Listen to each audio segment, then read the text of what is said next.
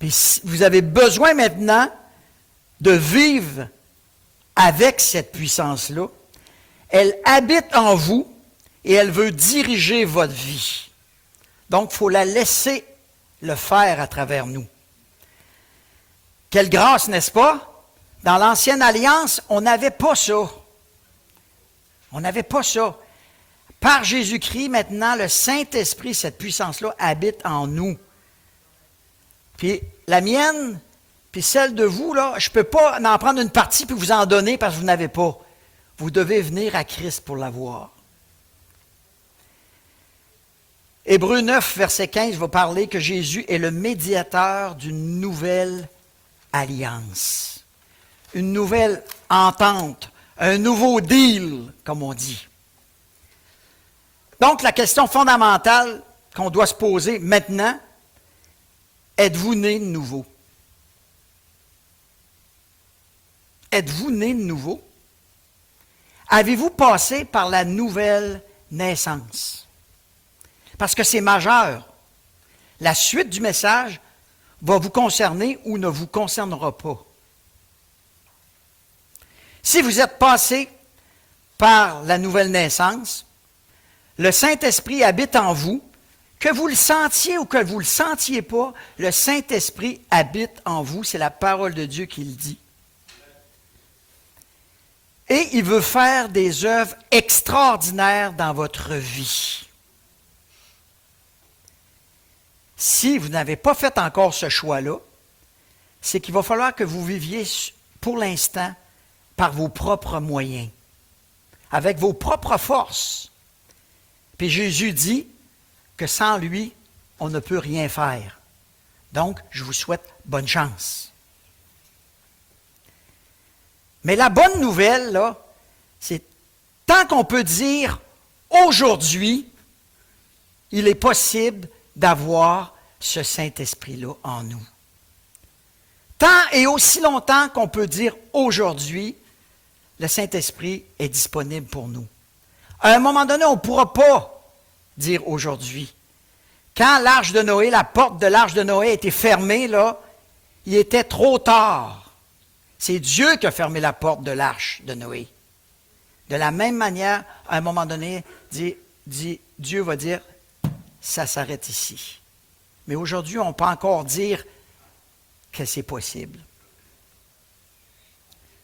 J'aimerais qu'on prenne juste un petit instant, juste pour se questionner.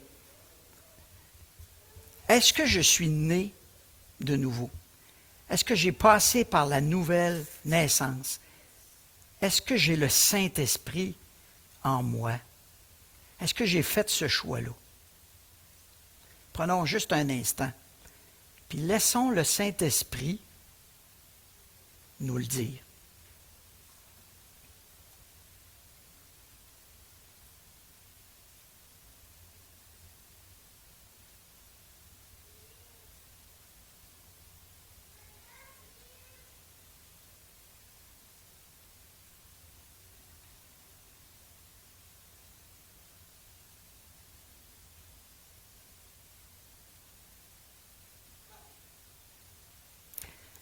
La question que je voudrais aborder avec vous ce matin, c'est que Jésus était 100% homme et il était aussi 100% Dieu quand il est venu sur cette terre.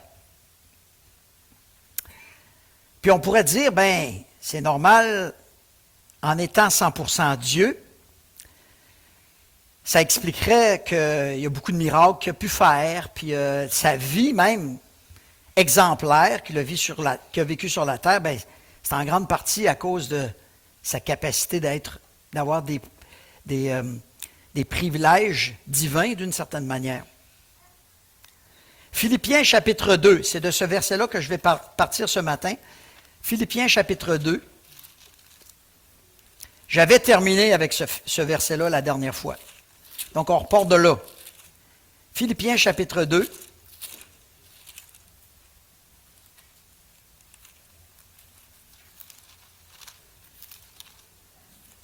Verset 5. Ayez en vous la pensée qui était en Christ Jésus, lui dont la condition était celle de Dieu. Donc, on est en train de dire que Jésus est Dieu. Il n'a pas estimé comme une proie arrachée d'être l'égal à Dieu, mais il s'est dépouillé lui-même en prenant la condition d'esclave. Donc, il a choisi de se dépouiller lui-même. Il n'y a personne qui l'a forcé. En prenant la condition d'esclave, en devenant semblable aux hommes, après s'être trouvé dans la situation d'un homme, il s'est humilié lui-même en devenant obéissant jusqu'à la mort sur la croix. Et verset 9 va dire, c'est pourquoi Dieu l'a souverainement élevé et lui a donné le nom qui est au-dessus de tout nom, afin qu'au nom de Jésus, tout genou fléchisse dans les cieux, sur la terre et sous la terre, et que toute langue confesse que Jésus-Christ est Seigneur à la gloire de Dieu. Amen? Amen. Donc, Jésus a choisi de prendre ses capacités divines puis de les mettre de côté pour vivre 100% homme sur la terre. Pourtant, il était Dieu. Mais il a choisi, nous dit le texte, il s'est dépouillé lui-même. Il a enlevé les privilèges qu'il avait, les pouvoirs qu'il avait de connaître des choses, de savoir des choses, d'être comme Dieu, puis il les a mis de côté pour vivre une vie d'homme, comme nous. Donc, quand on s'identifie à Jésus-Christ, c'est pas au Jésus qui a des privilèges divins aussi. C'est un homme comme nous, de la même nature que nous. Maintenant, j'aimerais regarder avec vous quelques versets, parce que ça, c'est facile à dire. C'est facile à dire. Quelques versets qui nous montrent que Jésus était 100% homme lorsqu'il était sur la terre. D'abord, on pourrait projeter, je pense. Jésus, vous êtes d'accord avec moi? Il n'était pas partout à la fois, mais pourtant Dieu est partout à la fois.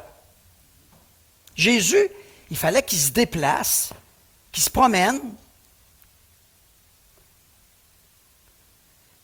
Pourtant, le psaume 139, versets 7 à 10 dit que Dieu est partout.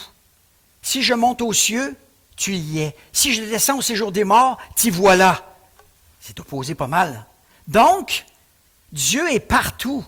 Jésus n'était pas partout en même temps. Il fallait qu'il se déplace. Aujourd'hui, Jésus est à la droite de Dieu, mais il est dans mon cœur en même temps. Ah, là, il est omniprésent, parce qu'il a rétabli sa position de Dieu, son autorité. Deuxième, Jésus a su s'instruire sur qui est Dieu. On pourrait dire, ben voyons donc, Jésus, il connaissait Dieu. Tu vois le Père, à un moment donné, il y a un texte qui dit, celui qui m'a vu a vu le Père. Donc, y a-tu besoin de s'instruire sur Dieu? Bien, on lit dans Luc, chapitre 2, verset 46, qu'il était au milieu des docteurs, il les écoutait, il les interrogeait. Il s'instruisait sur Dieu. Autre verset, verset 52, Jésus croissait en sagesse, en stature et en grâce. Dieu, il n'a pas besoin de croître. Il est déjà plein. Il n'a pas besoin de grandir. Voici deux exemples qui nous montrent que Jésus était pleinement homme lorsqu'il était sur la terre. Pourtant, il était Dieu. Vous pourriez me dire, oui, mais quand il a rencontré la Samaritaine, comment il a fait pour savoir que cette femme-là avait 5 maris, puis que celui-là avec lequel elle était, ce n'était pas son mari? Comment qu'a fait Jésus pour savoir ça? Donc, il se servait de ses pouvoirs divins. Mais je suis obligé de vous dire, les amis, que Ananias et Saphira ont voulu tromper le Saint-Esprit, puis Pierre le sut. Puis c'est qui a dit à Pierre? C'est le Saint-Esprit. Donc, Dieu prend plaisir à révéler des choses cachées aux hommes. Jésus est en pleine relation avec Dieu lorsqu'il est 100% homme sur la terre, mais il est en communion avec Dieu. Et Dieu lui révèle des choses. Cette semaine, je vous donne un exemple. Cette semaine, je fais ma lecture quotidienne. Le Seigneur me parle à travers un verset. J'entends l'Esprit qui me dit, ce que tu viens de lire, là, ça te fait du bien, je veux que tu le partages à une autre personne.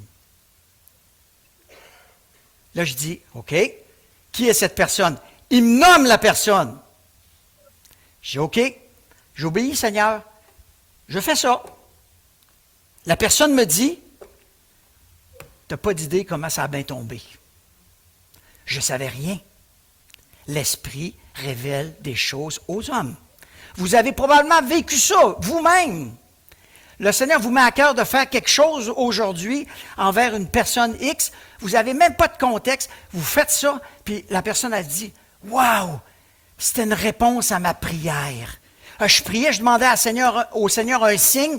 Tu viens de me dire exactement ce que je devais faire. Dieu est tout-puissant et il se sert des hommes. Jésus pouvait vivre cela.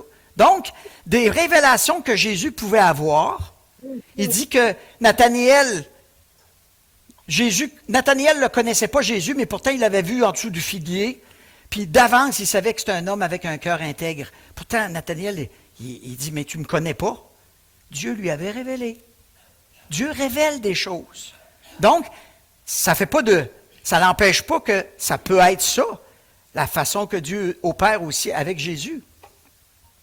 Donc, ça ne contredit pas que Jésus doit nécessairement avoir des pouvoirs divins pour pouvoir deviner des choses. Jésus devait manger, boire. Vous êtes d'accord avec moi? Manger, boire, dormir. Il s'est même endormi dans un bateau où il y avait de la vague, puis il y avait de la houle, puis tu sais, c'était pas le temps de dormir pantoute. Il devait être fatigué pour dormir dans une telle ambiance. Mais Dieu, lui, il ne sommeille ni ne dort. Il ne sommeille ni ne dort, Dieu. Il veille sur ses enfants, sur sa création, sur sa nature. Il veille sur tout.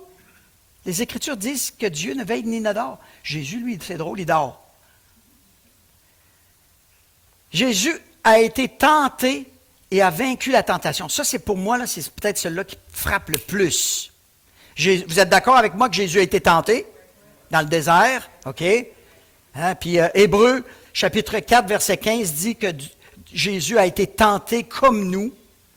Puis Hébreux, chapitre 2, verset 18, va dire, il a souffert lui-même lorsqu'il a été tenté. Mais Jacques, chapitre 1, verset 13, dit, Dieu ne peut être tenté. Dieu ne peut être tenté par le mal et Dieu ne tente personne. Mais Jésus, lui, est tenté comme un homme. Comme un homme.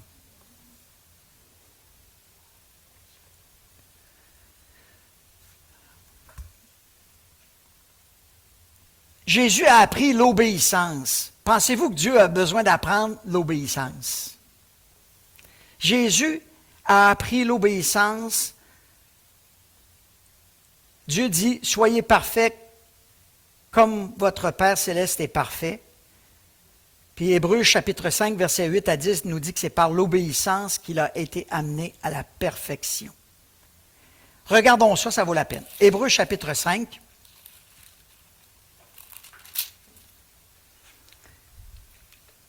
Hébreux 5, verset 8.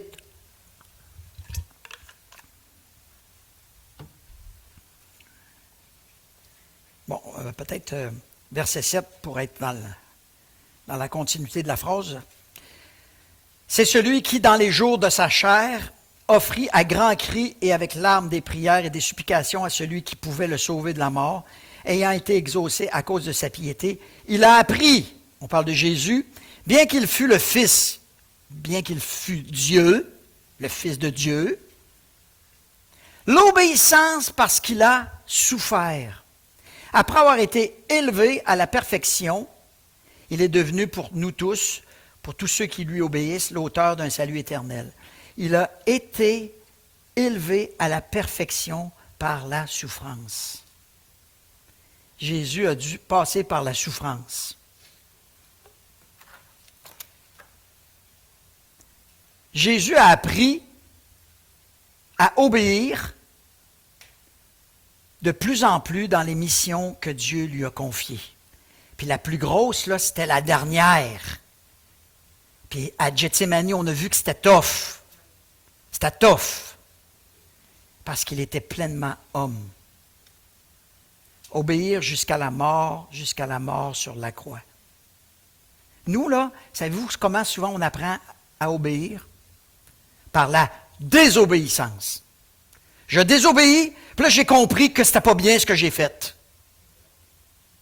Plus souvent qu'autrement, c'est comme ça. Dans ma garderie, c'est plein de ça.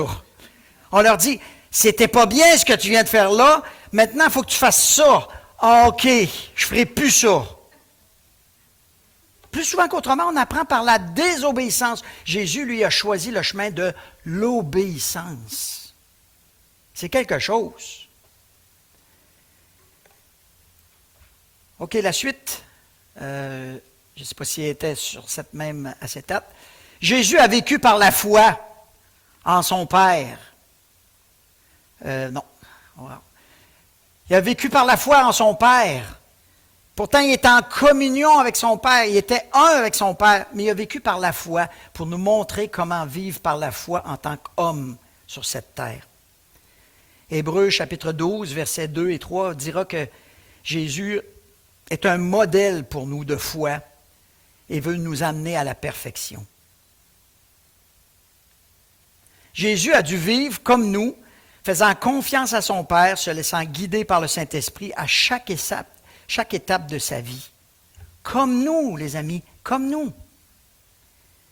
Jésus est mort. Jésus est passé par la mort physique.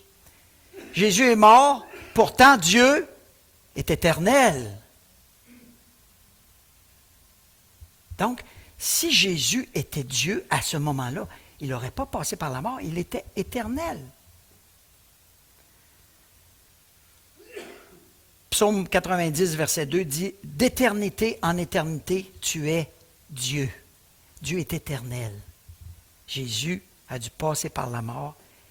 Et Jean chapitre 19, verset 30 à 34 vous raconte comment Jésus est passé par la mort.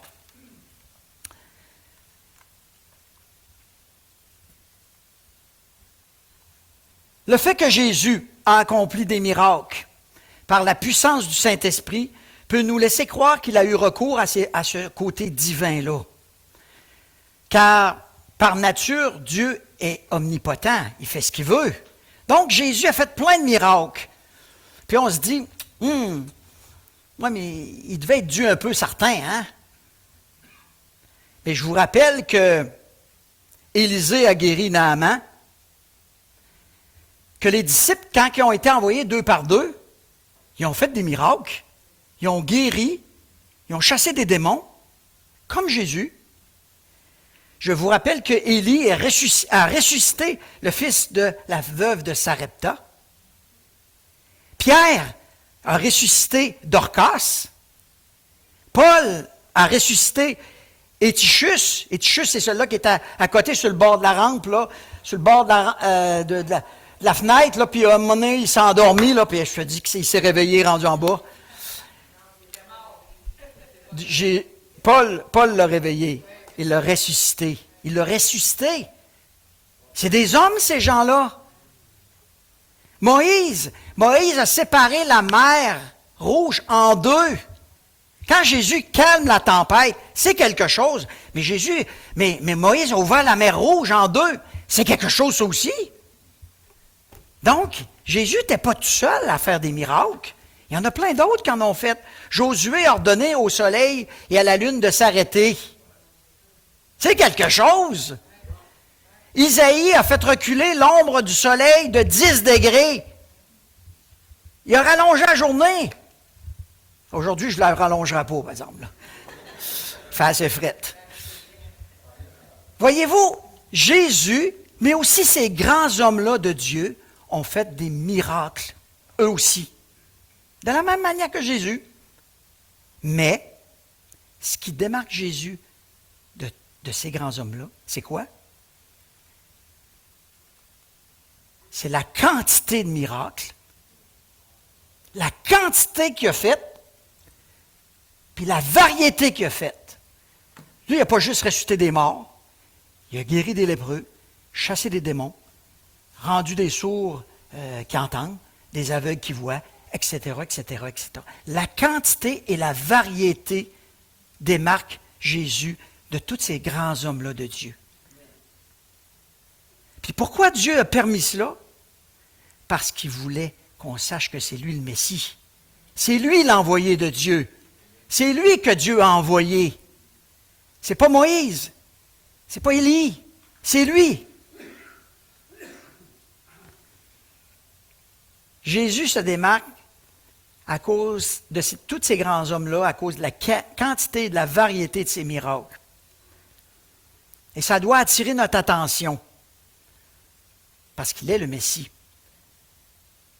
Puis Jésus va dire, je l'ai dit, oui, Jean 14, versets 11 et 12. Il va dire, écoutez bien, à tous ces hommes qui voient des choses et qui ne croient pas qu'il est le Messie. 14, 11 dit, « Croyez-moi, je suis dans le Père et le Père est en moi. Sinon, croyez au moins à cause de ces œuvres que vous voyez, de ces miracles-là. » Je vous rappelle que ces œuvres sont au pluriel. Donc, il est en train de dire qu'il en fait beaucoup. Jésus fait beaucoup de miracles pour démontrer hors de tout doute qu'il est le Messie.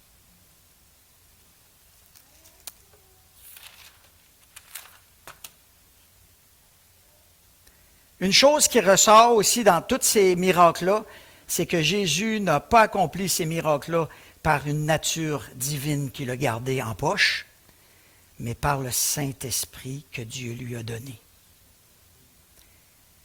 Et le miracle par excellence pour moi, c'est la résurrection de Jésus lui-même. Essayez de comprendre ça, là.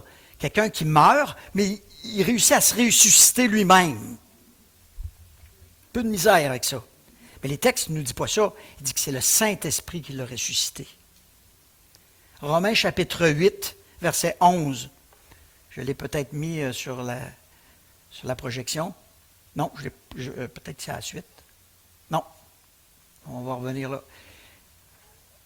Romains chapitre 8, ceux qui prennent des notes, Romains 8, 11 dit « L'Esprit de celui qui a ressuscité Jésus habite en vous. » Je répète, l'Esprit de celui qui a ressuscité Jésus, donc l'Esprit qui a ressuscité Jésus d'entre les morts, habite en vous.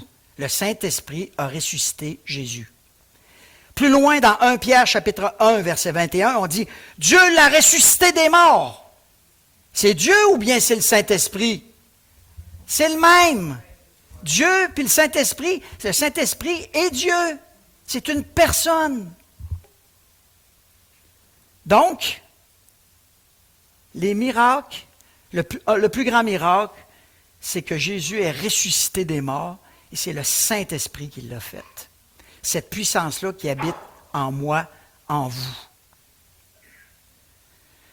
Marc va terminer son évangile en disant ce on devrait voir dans la vie des disciples.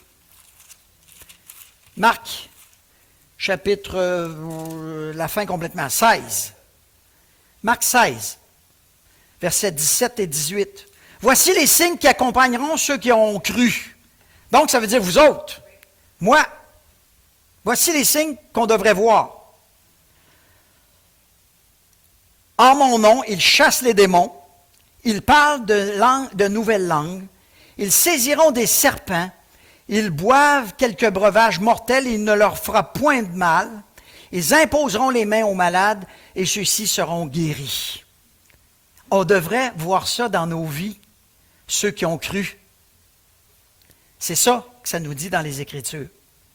Chasser les démons, parler des langues nouvelles, être protégé, qu'on boit des breuvages mortels, mais ça n'a pas d'effet. Imposer les mains aux malades, puis ils sont guéris.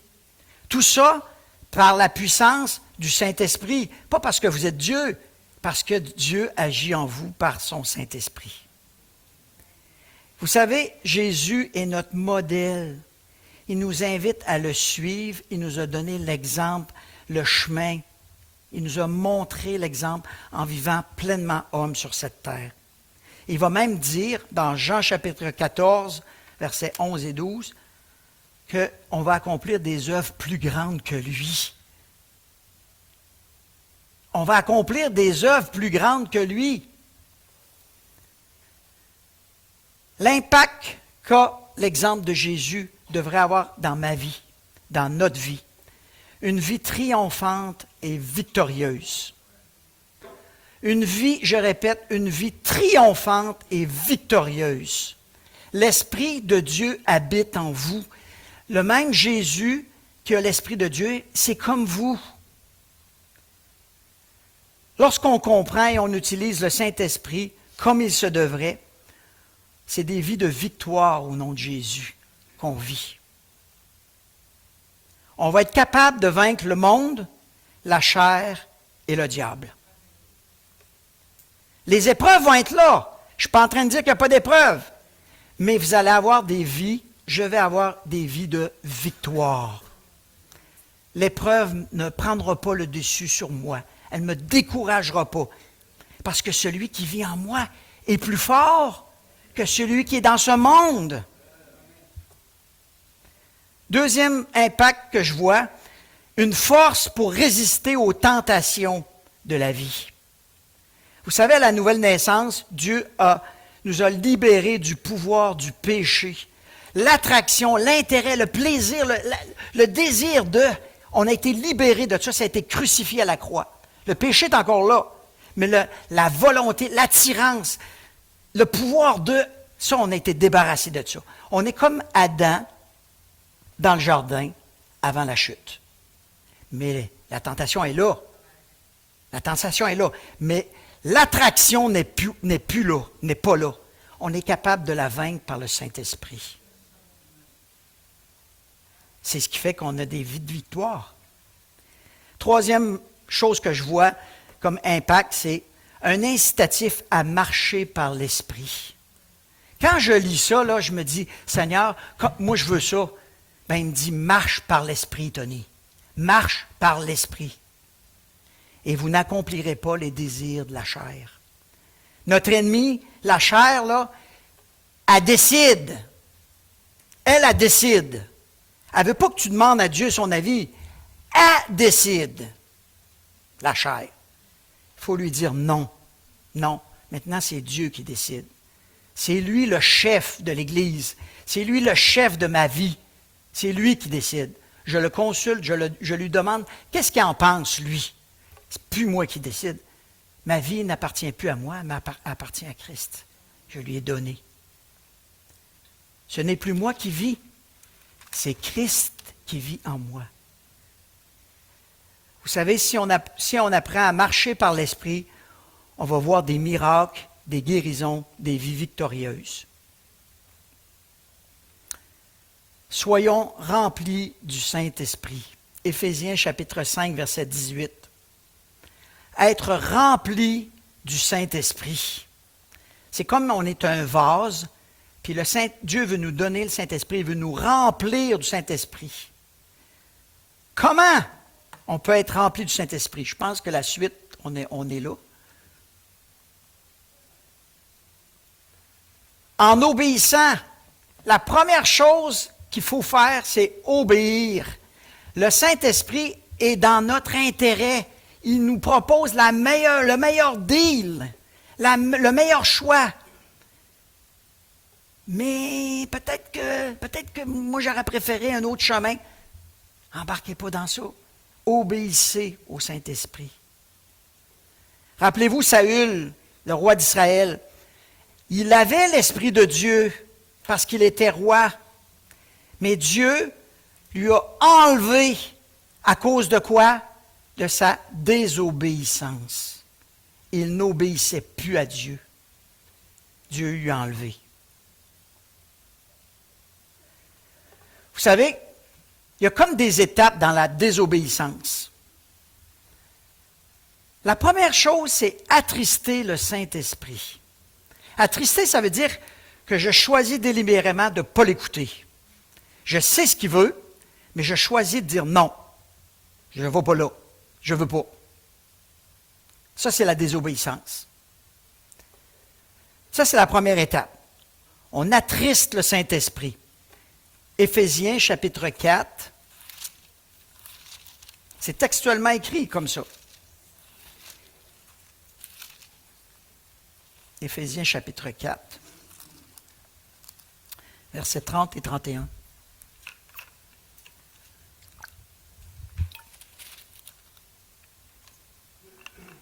N'attristez pas le Saint-Esprit de Dieu par lequel vous avez été scellés pour le jour de la rédemption. Puis là, il nomme des choses qui peuvent attrister le Saint-Esprit. L'amertume, l'animosité, la colère, la clameur, les calomnies et toute méchanceté soit ôtée du milieu de vous. Toutes ces choses-là, ils attristent le Saint-Esprit. Pourquoi? Parce que le Saint-Esprit me dit quelque chose, puis je dis non, moi je ne veux pas ça. La solution? Confesser nos péchés, revenir au Seigneur, demander pardon, ça se règle rapidement. On sort de ce mode-là. Mais si on reste là-dedans, si on reste dans le péché, on s'y plaît, puis on choisit de dire non au Saint-Esprit, puis on dit non une deuxième fois, puis une troisième fois au Saint-Esprit, parce que l'Esprit, là, il va t'achaler, parce qu'il sait ce qu'il y a de mieux pour toi. Mais tu continues à dire non. Mais là, on tombe à la deuxième étape, qui s'appelle éteindre le Saint-Esprit. 1 Thessaloniciens,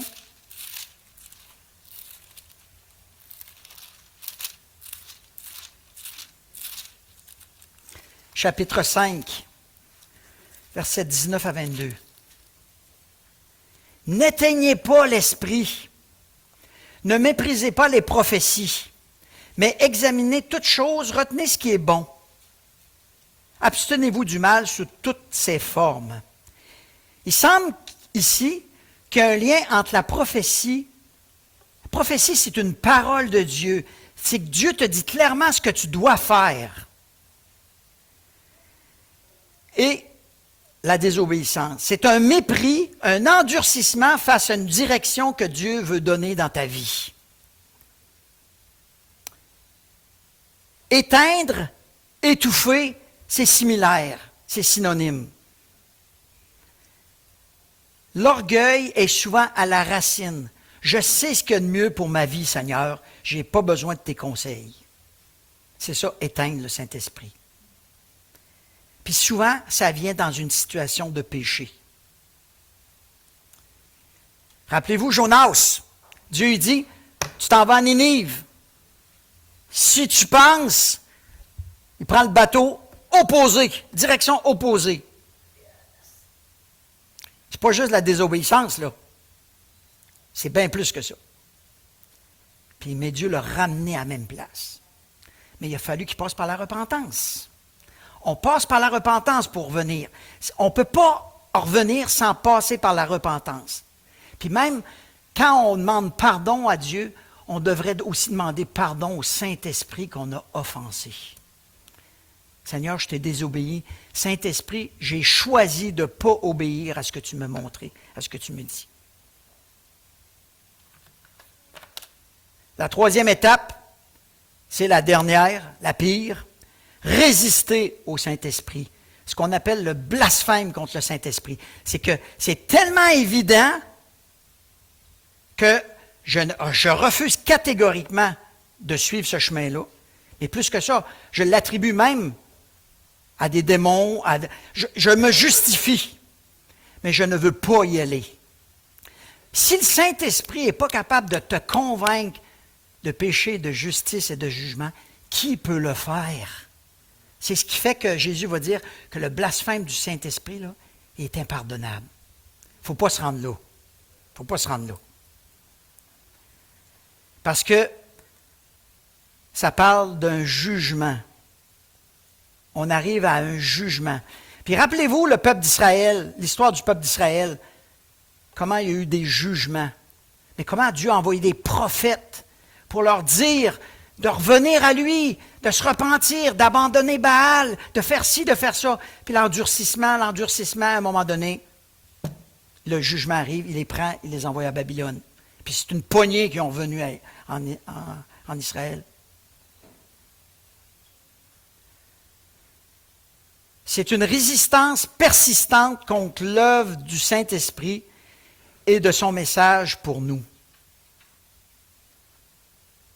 Donc, on peut rentrer dans ce mauvais chemin-là si on n'est pas sur nos gardes. Obéir au Saint-Esprit, c'est la seule et unique chose à faire en partant. Si on choisit l'autre chemin, c'est plus compliqué. Écoutez,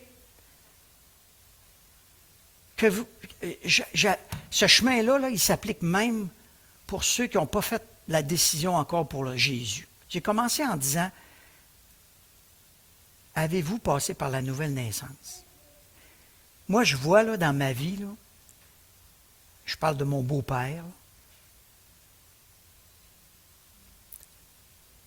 à un moment dans sa vie, là, il n'était pas si loin de ça, pas si loin que ça, du salut. Il entendait l'Évangile, ça avait du sens. Il voyait nos vies transformées, ça avait du sens. Aujourd'hui, là, il attribue à Belzébul tout ce qu'on peut faire. Il refuse catégoriquement. Il a 92 ans. Endurci comme une roche. Ça prend un miracle pour... On est allé le visiter hier. Il va mourir dans les prochains mois, là. Endurci au plus haut point. Ce que ça m'amène à dire, là, c'est que aujourd'hui, c'est le jour du salut. Parce que vous l'entendez, l'Évangile. Vous savez très bien que c'est l'Esprit de Dieu que vous avez besoin. Vous savez très bien que c'est le bon choix à faire, mais vous niaisez encore. Vous niaisez. Vous savez dans le fond de votre cœur que c'est ça, mais vous ne le faites pas. Vous ne donnez pas votre vie à Dieu. Et savez-vous quoi? L'Esprit, là, il peut tirer, s'enlever complètement de tout ce que vous entendez de bien, puis vous allez venir complètement de l'autre côté. Endurci. Puis là, vous allez être capable de vous justifier, puis de croire, « Hey, j'ai passé proche de croire à n'importe quoi. » Puis vous allez débarquer complètement, puis il n'y aura plus rien à faire. Si vous entendez la voix de l'Esprit, obéissez. Obéissez. Parce que vous ne savez pas ce que demain peut réserver. Vous n'avez aucune idée de ce qui vous attend demain. Puis nous, les croyants, ben, il faut persister à obéir. Puis dès qu'on voit qu'on pêche, on revient tout de suite à la case départ. On confesse notre péché. Ça, c'est la deuxième. Obéir, après ça, confesser notre péché. Dès que Dieu nous révèle, il est fidèle et juste pour vous pardonner. Il n'y a pas de problème. Il veut que vous veniez. Quand on vient, on confesse, on se replace. Puis on peut être rempli du Saint-Esprit. Parce que c'est ça le but, là, c'est d'être rempli du Saint-Esprit.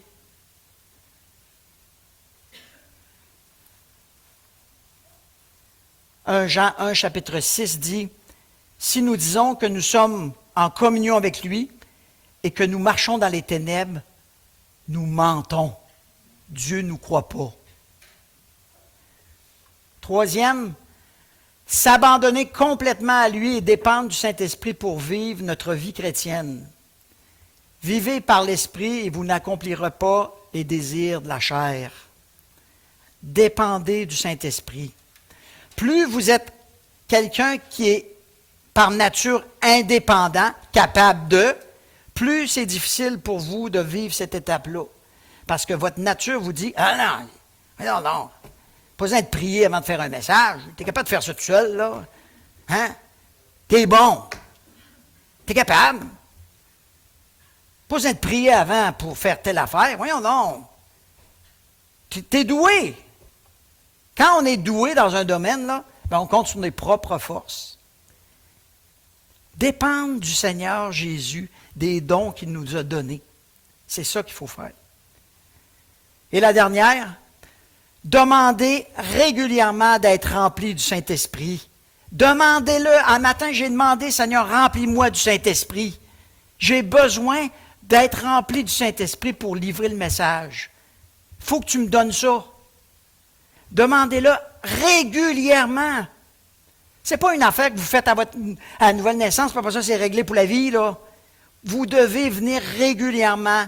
Chaque jour, venez demander au Seigneur, remplis-moi de ton esprit. Mais il faut avoir le Saint-Esprit. Il faut l'avoir pour être rempli. Il y a une étape avant. Soyez là si vous voulez être rempli du Saint-Esprit. Je trouve intéressant que quand Jésus, il y a une colombe qui est descendue sur lui, le texte nous dit que Jésus est en train de prier quand la colombe est descendue sur son épaule. Donc, il est en train de demander d'être rempli du Saint-Esprit. Puis la colombe est venue, le Saint-Esprit l'a rempli. Puis après ça, il est rentré dans le désert. Il avait besoin d'être rempli pour rentrer dans le désert. Parce qu'il était 100% homme. Jésus, l'homme à 100%, dépendant à 100% du Saint-Esprit. Bien, enlevez Jésus, puis mettez votre nom. 100% homme, mais 100% besoin du Saint-Esprit. Pourtant, Jésus était Dieu. Je ne suis pas en train de dire que Jésus n'était pas Dieu, mais il s'est dépouillé lui-même. Il a choisi de ne pas utiliser ses pouvoirs, ses capacités pour vivre une vie exemplaire, pour nous montrer le chemin. Écoutez les amis, on a un modèle par excellence. On a tout ce qu'il faut pour vivre une vie triomphante sur cette terre.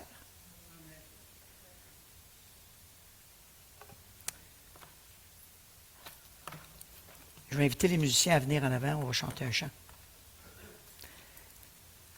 Avez-vous besoin du Saint-Esprit ce matin? Avez-vous besoin de lui plus que jamais dans ce monde de fous dans lequel on est? Bien, demandons-le. On l'a, mais pour être rempli, il faut lui demander. Il faut lui demander. Puis si vous n'avez pas l'Esprit de Dieu en vous, vous n'avez pas fait ce choix-là, il est grand temps de céder ce matin. Puis de dire, oui Seigneur, je veux ton Saint-Esprit, j'ai besoin de lui. Parce que, je vous le dis, ça va être tough, ce qui s'en vient. C'est déjà tough, ça va être encore plus tough. Ça va être tough pour les chrétiens qui ont le Saint-Esprit. Imaginez ceux qui ne l'ont pas. Donc, je vous encourage, pendant le chant, je vous encourage à vous lever. Tous ceux qui se disent, moi j'ai besoin de ce Saint-Esprit-là, puis je n'ai pas fait ce choix-là encore dans ma vie, je veux me lever. J'ai besoin de lui. J'ai assez niaisé. L'autre groupe, c'est celui qui dit, j'ai besoin, oui, je le sais qu'il est là, mais j'ai besoin de plus de lui. J'ai besoin de plus de lui. Il faut qu'il me remplisse, que je déborde. Si aussi c'est cela votre volonté, levez-vous aussi. Puis on va prier ensemble, puis on va demander au Saint-Esprit de descendre, de nous remplir, puis de nous combler. Parce qu'il nous l'a donné. Il nous l'a donné.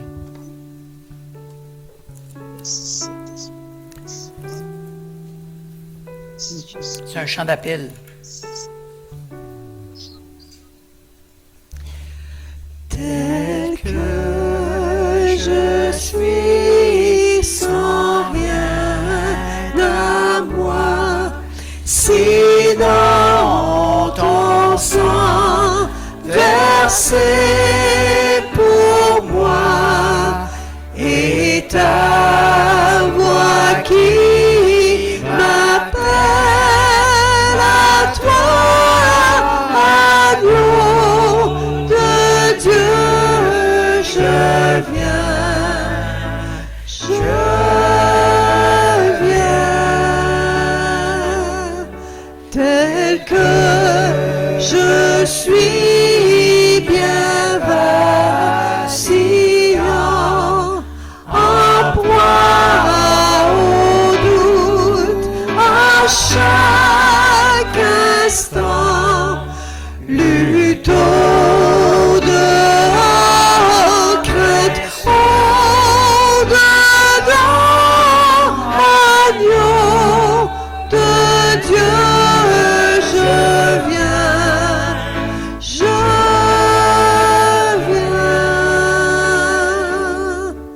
tel que je suis, ton cœur est prêt à prendre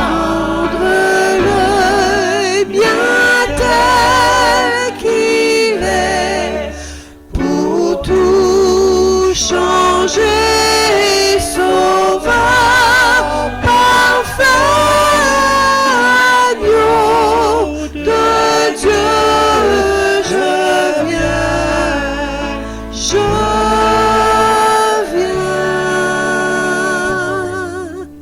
tel que je suis, ton grand amour à tout pardonner sans retour.